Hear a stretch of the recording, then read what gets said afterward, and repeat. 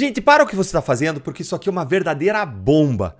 O Fantástico mostrou ontem novos áudios que eu já vou mostrar para você da trama do golpe. Só que esses áudios mostram que o golpe não foi executado. E mais do que isso, esses áudios acabam inocentando completamente os réus do 8 de janeiro daquelas acusações e condenações mais pesadas, dos crimes de abolição violenta do Estado Democrático de Direito e de golpe de Estado. Gente, presta atenção nisso aqui. Ontem o Fantástico transmitiu uma reportagem especial sobre a trama do golpe, com áudios exclusivos que a Globo obteve e que a Globo usou para mostrar os bastidores da tentativa do golpe. Mas qualquer pessoa sã, normal, que tem um mínimo de bom senso, vai ouvir esses áudios como vocês vão e vai entender duas coisas. Primeiro, de fato havia ali entre os militares um planejamento para o golpe, mas isso nunca saiu do pensamento, da cogitação e do planejamento. E a gente sabe, pelo nosso direito penal, que planos e cogitações não são puníveis. Em segundo lugar, qualquer pessoa sã vai concluir que houve ali uma desistência voluntária dos envolvidos, porque aquilo ali, aquele plano, não daria certo, não tinha como dar certo, e eles estavam plenamente conscientes disso. Os áudios são chocantes, porque você ouve e não tem o que discutir. Eu vou mostrar para vocês eles agora, mas o mais importante, que eu vou te explicar lá no final, depois que a gente ouvir os áudios, é que eles inocentam completamente os presos do 8 de janeiro. E eu vou te explicar por que isso, tintim por tintim. Bora agora ouvir os áudios aí comigo, ó. Nestas conversas, os envolvidos na trama apontam os motivos para o fracasso da tentativa de golpe. Acabei de falar com o Ortiz, cara. Ele falou que não vai ter nada. Tá pronto, só que ele não vai assinar por conta disso que eu te falei. O alto comando tá rachado e não quer encampar a ideia. Viu ali, ó, não vai ter nada. Quem tá falando é o Tenente Coronel Sérgio Cavalieri. Ele disse expressamente, não vai ter nada. Tenho sentido. Deu ruim, tá? Acabei de falar com o nosso amigo lá, ele falou que não vai rolar nada. Mais uma vez, não vai rolar nada, claro, explícito. O comando não vai topar. A Marinha topa, mas só se tiver a outra força com ela, porque ela não aguenta a porrada que vai tomar sozinha. É aquilo que eu tinha conversado contigo. Segundo a Polícia Federal, o grupo sabia das consequências de dar um golpe sem o apoio total dos militares. Eu falo, cara, pode esquecer. O decreto não vai sair, o presidente não vai fazer, só... Prestou atenção aí, ó? Coronel Bernardo Correia Neto. Pode esquecer, não vai sair. Eu só faria se tivesse apoio das Forças Armadas, que ele tá com medo de ser preso. Falei com ele agora de manhã. Neste áudio, um desabafo irritado e irônico reconhece que o plano de um golpe de Estado não deu certo. Agradeço aí os nossos líderes, formados naquela escola de prostitutas, né? E o presidente não vai embarcar sozinho, porque ele tá com o decreto pronto, ele assina, e aí ninguém vai, ele vai preso. Então ele não vai arriscar. E bem-vindos à Venezuela. Aí, ó, não vai embarcar sozinho, não vai acontecer. Mas, gente, bora lá analisar tudo isso por partes, porque isso aqui é muito relevante. Vamos ouvir o primeiro áudio de novo, tem pouquíssimos segundos, e em seguida a gente vai comentando cada trechinho disso aqui, ó. Vamos lá. Acabei de falar com o Ortiz, cara. Ele falou que não vai ter nada. Tá pronto, só que ele não vai assinar por conta disso que eu te falei. O alto comando tá rachado e não quer encampar a ideia. Bom, viram aí, ó?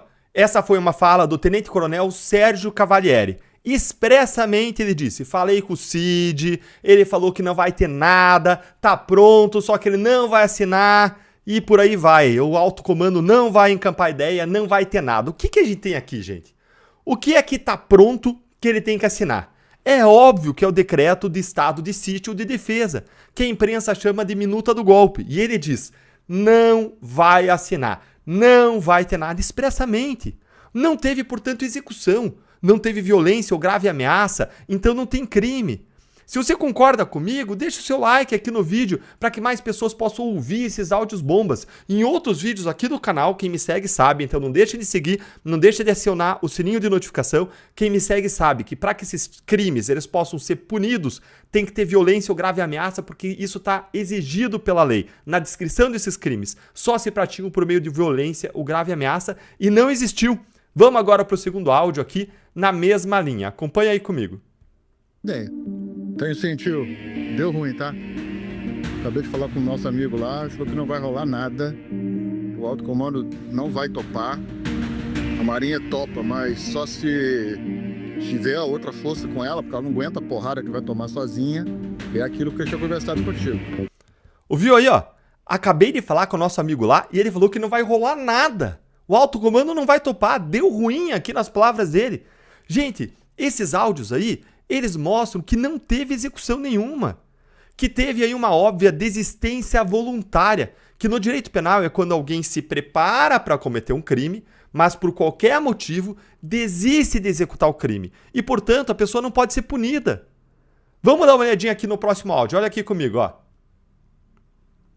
Eu falo, ó, cara, pode esquecer. O decreto não vai sair, o presidente não vai fazer, eu só faria se tivesse apoio das Forças Armadas, que ele tá com medo de ser preso. Falei com ele agora de manhã.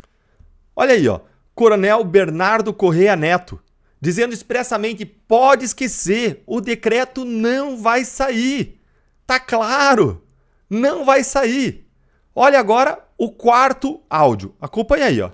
Agradeço aí os nossos líderes, formado naquela escola de prostitutas, né? E o presidente não vai embarcar sozinho, porque ele tá com o decreto pronto, ele assina, e aí ninguém vai, ele vai preso. Então ele não vai arriscar. E bem-vindos. Vocês entenderam, gente? Tá claro ou não tá? Agora, olha o que a lei diz, olha o que o Código Penal diz. O Código Penal ele chama essa regra aqui de desistência voluntária, tá? O agente que voluntariamente desiste de prosseguir na execução do crime só responde pelos atos já praticados. Como assim, Deltan, só responde pelos atos já praticados? A pessoa que está com plano de executar um crime e desistir, ela não é punida por aquele crime. Só responde se algum ato praticado for algum crime independente. Então, por exemplo, a pessoa vai matar alguém, compra uma arma fria, uma arma ilegal, e anda com aquela arma ilegal. A pessoa praticou um crime aí de posse, de porte ilegal de arma, e vai responder por esse crime, mas não pelo crime de homicídio ou tentativa de homicídio. Por quê? Porque desistiu voluntariamente de seguir na execução. É exatamente o que a gente acabou de ver. Gente, olha tudo o que eu falei aqui, sendo repetido aqui expressamente pelo André Marsiglia. Ele aqui foi o primeiro advogado que atuou naquele inquérito das fake news. Ele é especialista em direito constitucional. E olha aqui o que ele disse, ó. Se nós admitirmos a hipótese mais grave para esses áudios, ela seria de um golpe planejado, mas abortado antes de ser posto em prática. Se alguém planeja assaltar um banco, mas não iniciar qualquer ato nesse sentido, não haverá crime punível, tentado ou consumado. Não importa se a pessoa escreveu um plano de assalto de banco, não importa se a pessoa mandou áudios falando o que você acha de assaltar um banco, vamos assaltar um banco, não importa. Se ele não foi lá, ele não começou a executar, se ele não entrou no banco armado, se ele não apontou arma para alguém, se ele não pediu dinheiro, se não começou, não tem crime. Não tem crime, é simples. Agora olha aqui a conclusão mais crítica de todas do André, que é o tweet seguinte aqui que ele fez, ó. Isso pressupondo que o decreto seria para posteriormente ser dado um golpe. Assinar decreto não é golpe, por óbvio. E seja como for, isso faz cair por terra que o golpe teria sido tentado pelos réus do dia 8. Os áudios inocentam os réus do dia 8. É exatamente, pessoal, isso inocenta completamente os réus do 8 de janeiro dos crimes de abolição democrática do Estado Democrático de Direito, a de golpe de Estado. Não foi tentativa de golpe, ponto final. Isso aqui é a prova definitiva que deveria fazer nossos deputados e senadores se mexerem pela anistia dos réus do 8 de janeiro, porque as condenações deles só poderiam ser pelos crimes de dano e de incitação de dano, que tem penas muito mais leves, nada mais e nada menos. E isso só em relação àqueles que realmente praticaram os crimes, com individualização das condutas, com provas robustas do que cada um fez, como acontece em todo o processo penal do Brasil afora. E não com denúncias genéricas, em lote, que pegam todo mundo, colocam todo mundo no mesmo balaio, sem provas individualizadas. Esses áudios que eu mostrei para vocês, eles matam a vinculação dessa trama de golpe com o 8 de janeiro que a PGR tentou construir na denúncia. Algo que já era fraco e agora foi destruído completamente por esses áudios.